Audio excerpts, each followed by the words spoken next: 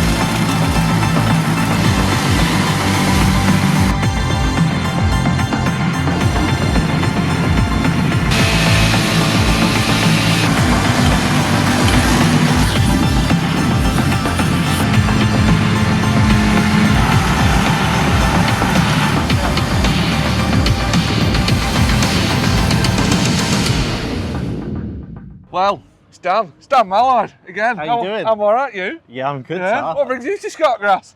Bit of wet grass. This bit here. This thing here, You're a big chopper again. Yeah. Yeah. Yeah, we brought her out for a run. That's it. How's it going? Yeah, good. We've just done our first run now. This is the 530 that you actually filmed at Lammer. That's right. So depending on when you're watching this, go check out a few product focus videos that we did with Chrome at Lammer, one of which was all about the Big X's. So yeah, go check that out. But for now, we'll carry on. So yeah, 530, Big X. Yeah, we brought her with her today. She's got a 20-knife drum. She's on 800 70-38 tyres. And this one is coupled to our Easy Flow 300S pickup, which we run on every forager throughout the range. So we don't run any different headers, grass header. Universal header. Straight through from a 480 all the way up to an 1180. It's the same header, same components, everything. Right, and it's the same attachment. Yeah, so we've now gone to what you call the spherical roller attachment there. So all the headers are interchangeable. So you could actually take this off a narrow and put it straight on a wide. Just take some plates out, space it out. Ideal for the contractors with the wide bodies and narrow bodies. Yeah, mixing and matching. And it means, like, you know, contractors, customers buy in headers after they bought a machine. It makes it easier for them to find a second-hand one. Yeah, it just makes life easy for us. Keeps everything universal. And for those that may not have seen that product focus piece that we did at Lammer, I mean, just talk us through some of your other updates and changes on the changes bodies. now. I mean, even though she's done a run, you can see the panel work is shining on us. There's a new UV dip-coated paint treatment that they do in the factory. So it just keeps the panels looking shinier, cleaner, newer for longer.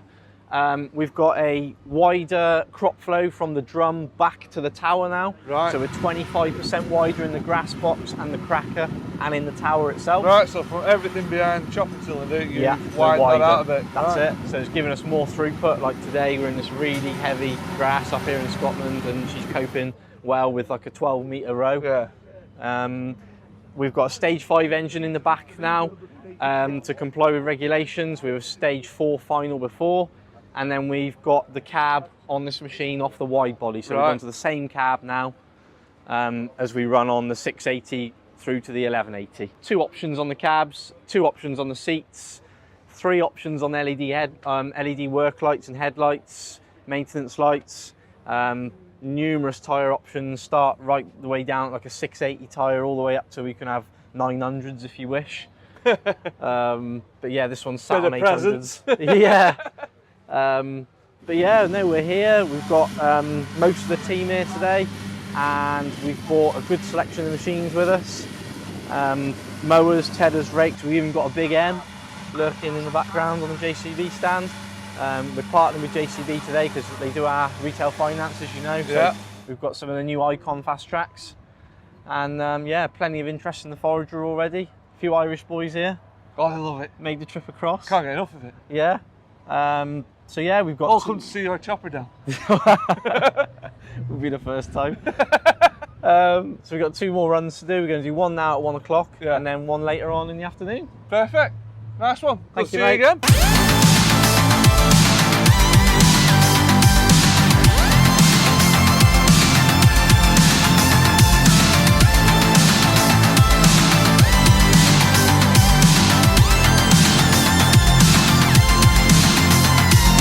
So, ladies and gents, we have made it onto the Pottinger plot and with Mr. Barry Humphries. Now, you do have lots and lots of new kit. There's, you know, you got the epic new jumbo wagon, you got the new Impress round baler. Yeah. Obviously, as usual, you got your, a whole lineup of mowers, rakes, and teddies. But, sod all that. Yes. What's this? What you brought here? I mean, you got a Ford 5000, coupled to, yeah, something. Well, yeah, that's a Something classic. a Pottinger top 3. Yeah. Okay, so what it was, what the thinking behind this was that I found this wagon at the tail end of last year. It's basically a barn find that we found down in Monmouth, down South Wales. It was kept in a barn there, kept stored dry. Yeah. An existing customer, have told me about it, and I went to have a look at it as quick as I could to sort of see what we'd got here. And you could never sort of find a wagon in sort of more original condition. No. All right, so we thought, well, I decided to buy it myself. Yeah. And This is yours. This is my machine. Right.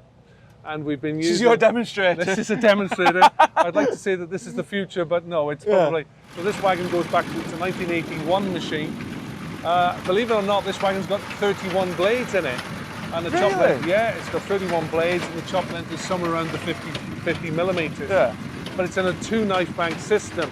And the problem always inherently with a 2-knife bank system was that the chop length wasn't very consistent, because passing the material between 2 knife banks, you get 1 knife bank chops it down to a certain length and the second to chop it back down again. Yeah. But if you look at the chop length here, it's not that bad. It's not to be sort of snubbed at. It's not a bad chop length at all. All right. But the problem, I suppose, what sort of gave the first generation wagons a bit of a bad name was that they were quite difficult to work on, and I sharpened these blades up myself, and it took a long time to do it. Right. So, but I thought it was interesting, and the reason I wanted to do it and get it with the sort of classic tractor that we have here today, this Ford 5000, was to generate the interest in whereby, all right, this is where we're going with the new generation, especially the new jumbo, or that you can see over there. But this is more where we've been. Yeah. Okay. This is where it started. This is where it all started. And yeah, it's been an interesting project. A colleague at work has helped me a large amount. A lad called Franz Wolf Meckler. He does the service side for us, or helps us with the service side, and he's been very involved with it, as I have. Yeah. So yeah, a lot of thanks to Wolf for the effort that he's put in. It's interesting, isn't it? Because it's like, you know, as we've seen over the years with, you know, the Forage Wagon Evolution, these came along. And they kind of, especially in the UK, they were sort of almost a little bit ahead of the time, too soon. Like you say, the acceptance was always an issue, wasn't it? Yeah, the acceptance was difficult because I think if you grow, they sort of got the name tagged against them of grass baskets. Yeah. And that's not. Or rattle boxes. Yeah, that's in right. my So area. that's another one. Yeah. And we don't really want that name against it. But what the problem was that these were built back in the day. They were built for very, very high dry matter crops. Yeah. Which we struggle with here because of the climate. So they were never embraced that much early on because of that. You know, the reliability wasn't there because the grass was just so damp and so wet. So to bring the second generation, what we call second generation wagons in, has taken us to another level. But this really shows us where we've been and where we're going. That's it. And like I say, with the jumbo over there, That's right. which hopefully we'll get rounds on at some point for a proper review. Yeah. But yeah, you can see that 30, 40, 50 years there. Well, the funny thing is that, you know, they've been. Every time I fired this thing up today, people have come from all over the place just to take a photograph. I was going to say, I bet this has been one of the most popular things at ScotGrass. Let's put it like this: it's had the desired effect. And you got this, this classic Ford 5000 on the front of it Absolutely. as well. And, How's she managing? How's she coping? No problem at all. Yeah. I'm just on a fast tick over, so I'm not giving it too much grief. Yeah. But what a cracking tractor! It's lovely. Yeah. What an outfit, really. Isn't it? That's it. There you go. Well, Barry, thank you very much for that. All right, James, That's no been problem. spot on. We'll Thank catch you again next time. Good. Thank you very much.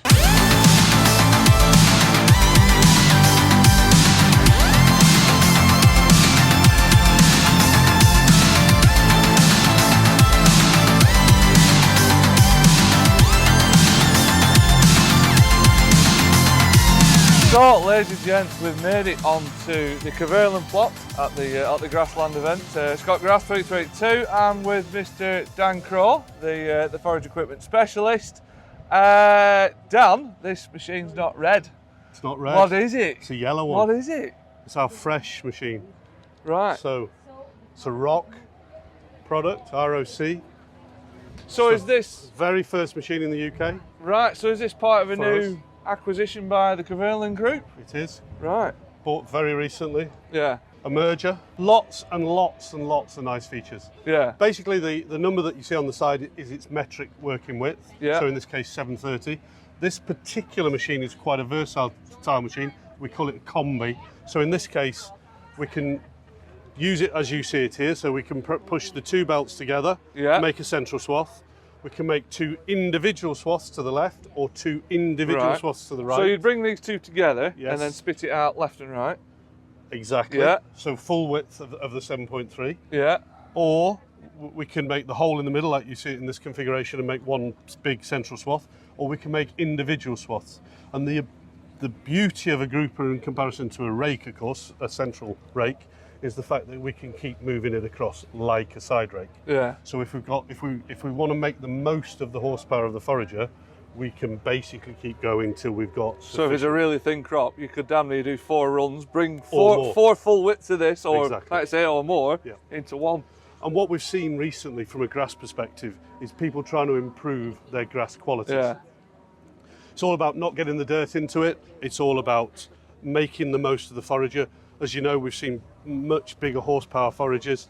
The problem with a very big horsepower forager, like 600 plus, in grass, we really need to fill it. If you don't Yeah. fill that 600 horsepower, 700 horsepower forager, you get inconsistent chop length. Then the guy in the pit can't get the consolidation, and then you don't get the quality. Yeah. So it's all about quality. In this particular case, it's quite dirty. You can see lots Yeah, of I'm soil going on to say it. it's challenging conditions at this year's ScotGrass. It is very it's a bit damp challenging. here and there, but But Yeah. if we compared it to a rake, of course, it would be even dirtier because obviously we'd be scraping the ground with it. yeah. You might have to stop me because I'm going to get on my little Go on. high hobby off, horse he's engineering. So we have plastic stripper bars held on with rock made bolts with a part number on them. Every part on this machine either has a part number on it, cast into it like that, Yeah. or has a part number lasered into it. So from a working perspective, straight away we know what parts we need. Lovely attention to detail. So the stripper comes back. If you'd like to get down onto this, milled slots. The reason the milled slots are there is when we bend this back, we want a nice profile. If you don't put the slots in it, you get like a peaky profile. So that's what that's for. Again, attention to detail. These bolts should have a 13mm head. They've got a 10mm head on them because you can't get a 13mm socket in Yeah. there. So we get a 10mm socket in there. Dead easy to attach because that, with being a high head bolt, we can put it in the socket and hold it one-handed and put it on. Stainless bearings here. So that's a double bearing, 4-lip stainless bearing. Right. And if that isn't attention to Yeah, detail, I really don't know what is. Yeah. It's there to provide guidance for the crop so it doesn't get pulled into the Yeah. pickup reel. 3 cam tracks, as you can probably make I out. was going to say, you got the one there. Even better, and again, you're going to have to stop me on this. From a maintenance point of view, that is not one piece. That's a 5-piece cam track that we can individually replace the pieces. Yeah, exactly. Yeah, attention to detail. Yeah. This is a 6-bar pickup. So normally there'd be 5. Most pickups are 5. As you can see, we stage them. So instead of, if you imagine you're 360 degrees, divide Yeah. by 5, what's that, 72 degrees? And then by 6, obviously 60 degrees. Yeah. So the hit on the load on the motors and all that sort of stuff is decreased, of course, because we're having 6 hits Yeah. as opposed to 7 hits. So it should lead to longer lifetimes of all the pickup arrangement. Proper There's some piece of detail in Come this. round here. I'm coming. I'm coming. not finished He's yet. off. Mergers, people that worry about belts, and from our Siler side, we know all about belts. This belt is a technical tour de force. So the drive piece here is obviously one piece through here. but these individual sections can be replaced. So this is a special steel that retains its shape. Yeah. So if it gets damaged, it tries to spring back. But if we damage this piece of belt, we can literally take that out and replace it. And look at us. Another part number there. So rather than have to go and find the part number in a book, It's on it. we quote that and we have it. Awesome. Yeah. These pieces individually replaceable. This bit under here, Yeah. sorry, put that right. Obviously, when we close that belt, we need that to be captive. Normally, these are cast. The trouble with cast is if you don't put an equal torque on them, as it comes over here, it tends to try and snap it and break it. Yeah. So again, rock detail, we have 2 individual pieces, replaceable, so if you damage one, you're not throwing the whole lot away. Yeah. Proper engineering machine. This obviously can come off, we can get in there, there's a little window in here to check the bearings, just detail. That's it, because Rock, they've been around for a long time, haven't they? Unbelievably, 15 years they've been making mergers for. Yeah. That's it, because they were. I think they're one of the first. I was going to say they must be one of the first, because they're one of the first ones that I can remember anyway. But I suppose you could say kind of ahead of the time at that point. Yes. And then quite a few others now. I mean, as we've seen today, around and about, there's a few more on the market now as well. And then you guys have gone and bought a big chunk of the Rock company Exactly. to get yourselves a merger. So Yes. We were talking to the guy from Rock here. One of the brothers is here from Rock today to obviously set this machine away from us and talk through it. He was talking this morning about a customer they have in Egypt who swaths 15,000 hectares a year with the machine, yeah, which is just numbers that we can't get our head around. it's like a telephone number. Exactly. And again, detail, this particular machine's got air brakes. You don't have to have air brakes. The whole of that beam that you can see up to the rock and down to the pivot is an oil tank. So all that's oil tank, that? Yeah, can you see the side glass up at the top? Oh, of course, yeah. LED lights at the top. We've got an auto greaser on the machine. Yeah. It's Cool, let's slide around the back. Let's have a look at running gear. If we can get in, it's a bit popular down. so quite a sophisticated setup, as you can see, hydraulically. The rams form part of the suspension on the road, so it's got its own suspension. So we've got some accumulators in there. It's got a double piston ram in here. Yeah. So we set it up to somewhere around here when it's on the road, which provides individual suspension on both sides. That's it, and then this is all your Suspension for the arms. yeah, and alters your width as well. Exactly, Via this. to bring them in and out. So that's kind of like It's a parallel linkage. linkage, Yeah, exactly. there you go. As you can see, the grease lines for the auto greasers on here Yeah. for all the main places. You were just telling me before, wheels are cleverly Yeah, offset. the offset, so we can, depending on where the customer is going to use the machine, of course, we can either set it to 2 different widths. So the left wheel becomes the right wheel, the right wheel becomes the left wheel, and increases the track by about 400 mil. Clever stuff, isn't it? It's just that detail, isn't it? Special. Detail, isn't it? From an engineering perspective, it's nice to be able to talk about these things. That's it, yeah. And obviously this is the 730. This you got other models in the range as well, or At the moment in the UK, we have an RT380, which is the front-mounted machine. Yeah. Do you want to go to the front? yeah, let's have a look. Slide around RT730. here. Yeah, So with people trying to make better and better quality silage, yeah. You don't want to run on it.